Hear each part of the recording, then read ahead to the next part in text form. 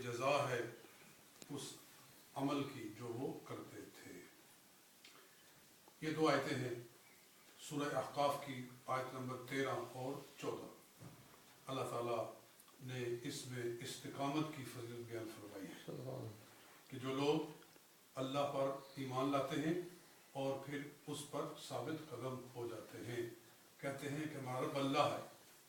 رب کا معنی پالنے والا، پرورش کرنے والا، رزق عطا فرمانے والا۔ تو جب انہوں نے مان لیا کہ ہمیں رزق دینے والا اللہ ہے تو پھر اس پر وہ ثابت قدم ہو جاتے ہیں۔ وہ سمجھتے ہیں کہ ہمارا رزق نہ کسی بادشاہ کے ہاتھ میں ہے، نہ کسی حکومت کے ہاتھ میں ہے، ہمارا رزق تو ہمارے رب کے ہاتھ میں ہے جس نے ہمیں پیدا کیا ہے۔ جس نے پیدا کیا ہے اس نے ہمارے رزق کی ذمہ داری بھی لی ہے۔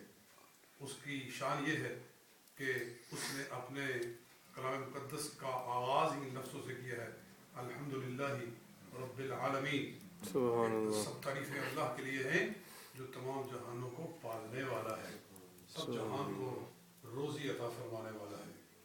اس رب کی یہ شان ہے کہ وہ چیونٹیوں کو بھی رزق عطا فرماتا ہے، ہاتھیوں کو رزق عطا فرماتا ہے، انسانوں کو رزق عطا فرماتا ہے۔ سوراخوں کے اندر جو کیڑے مکوڑے رہتے ہیں ان تک بھی وہ روزی پہنچا رہا ہے، تو وہ رب العالمین ہے۔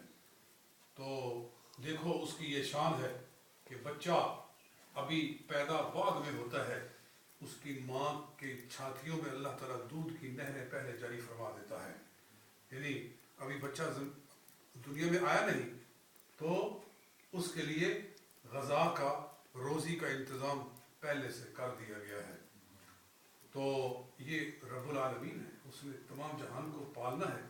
وہ چھوٹے چھوٹے بچوں کے چہرے پر اس قدر وہ معصومیت اور محبت ڈال دیتا ہے جو والدین کو ان کے پالنے پر مجبور کرتی ہے، حالانکہ شکل ان کی جیسی بھی ہو، وہ چاہے شکل کے لحاظ سے کتنے ہی ادنا کیوں نہ ہو، لیکن اللہ ماں کے سینے میں محبت کا سمندر موجزن فرماتا ہے، جس کی وجہ سے وہ اس بچے کی گندگی صاف کرتی ہے، اس بچے کے پیشاب کو، گندگی کو اپنے نازک ہاتھوں سے صاف کرتی ہے۔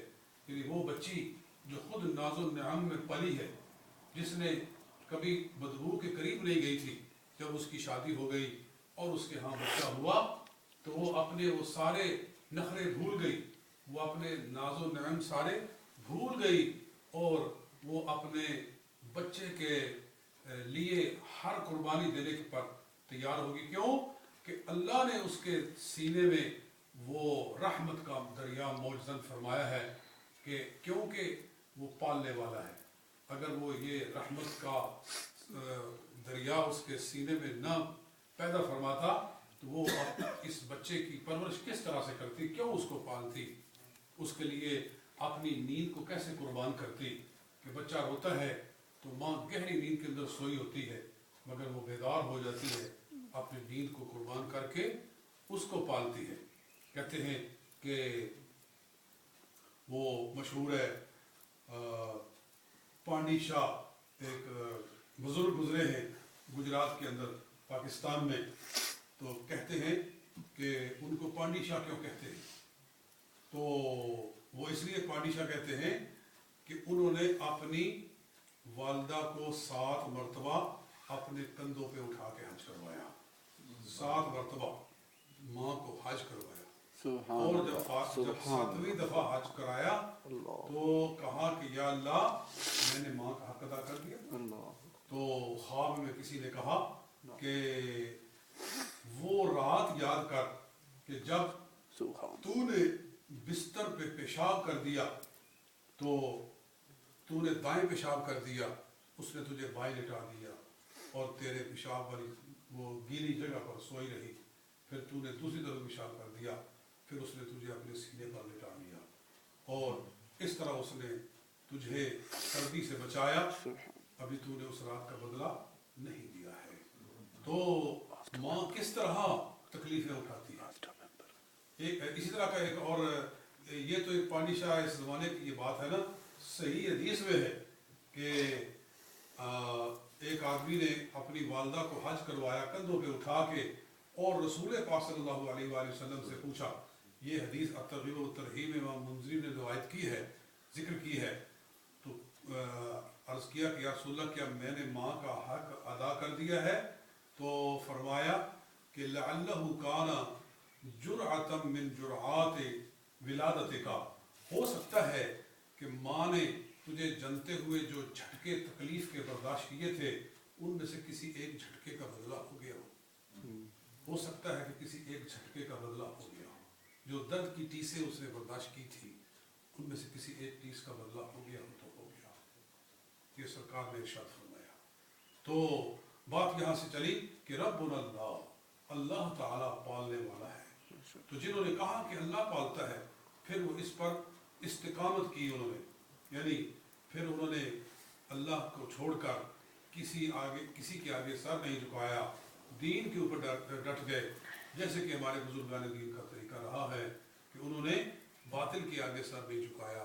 جیسے حضرت امام علی مقام کا کردار ہے، حضرت مجدد الفسانی کا کردار ہے، سیدنا حضرت غوث اعظم کا کردار ہے، خواجہ میر چشتی کا کردار ہے. ایک ایک بات کی جائے تو ان کے تذکرے بڑے ایمان افروز ہیں. حضرت مجدد الفسانی شیخ احمد سرہندی رحمۃ اللہ تعالی علیہ جی بادشاہ کے آگے سر نہیں جھکایا کہ حکم تھا کہ جو آئے یہاں سجدہ کرے، مگر آپ نے سر نہیں جھکایا. تو جہانگیر بادشاہ نے کہا دو مضبوط آدمیوں کو اٹھو اور اس کی گردن کو پکڑ کے جھکاؤ. تو ایک منحنی جسم والے مجدد صاحب کوئی پہلوان نہیں ہیں، کوئی باڈی بلڈر نہیں ہیں، لیکن دو طاقتور آدمی ان کی گردن کو جھکانے کی کوشش کر رہے ہیں، مگر ان کے ہاتھ شل ہو گئے، مگر اس ضعیف مجدد الفسانی کی گردن کو جھکا نہیں سکے ہیں. کہا کہ نہیں جھکانا ہے. تو پھر جیل میں ڈال دیا. اور علامہ اقبال نے اسی کے بارے میں کہا گردن نہ چکی جس کی جہانگیر کے آگے، وہ ہند میں سرمایہ ملت کا نگہبان. تو یہ وہ لوگ ہیں جو دین پر ڈٹ گئے، کہا کہ جو کرنا ہے کر لو، لیکن جو سر خدا کے آگے جھکتا ہے وہ کسی بادشاہ کے آگے نہیں جھک سکتا. تو یہ وہ لوگ ہیں فلا خوف علیہم ولا هم يحزنون. اور انہی کے لفظ اعلیٰ ان اولیاء اللہ لا خوف علیہم ولا هم يحزنون. جو اللہ کے دوست ہو گئے ان پر دنیا میں خوف نہیں، کسی بادشاہ کا، کسی طاقتور کا، کسی شہنشاہ کا، ان کو کوئی خوف نہیں. وہ ڈرتے ہیں تو صرف رب سے ڈرتے ہیں. ولا هم يحزنون، قیامت کے دن ان کو کوئی غم نہیں ہوگا. اور جو ڈر کر اپنے نظریات تبدیل کر لے، مصلحتوں کا شکار ہو جائیں، پھر وہ ان اولیاء اللہ کی صف میں شامل نہیں. اولئک اصحاب الجنت، فرمایا یہ وہ لوگ ہیں جو جنت والے ہیں، خالدین فیہا، وہاں وہ ہمیشہ رہیں گے، کہ ان کے اعمال کا بدلہ ہے. تو یہ استقامت یعنی دین پر ہمیشہ عمل کرنا. اور کہتے ہیں الاستقامت فوق الکرامت، کہ استقامت کرامت سے بہت بلند ہے. تو اللہ تعالی ہمیں ان نیک بندوں کے طریقے پر چلنے کی توفیق عطا فرمائے.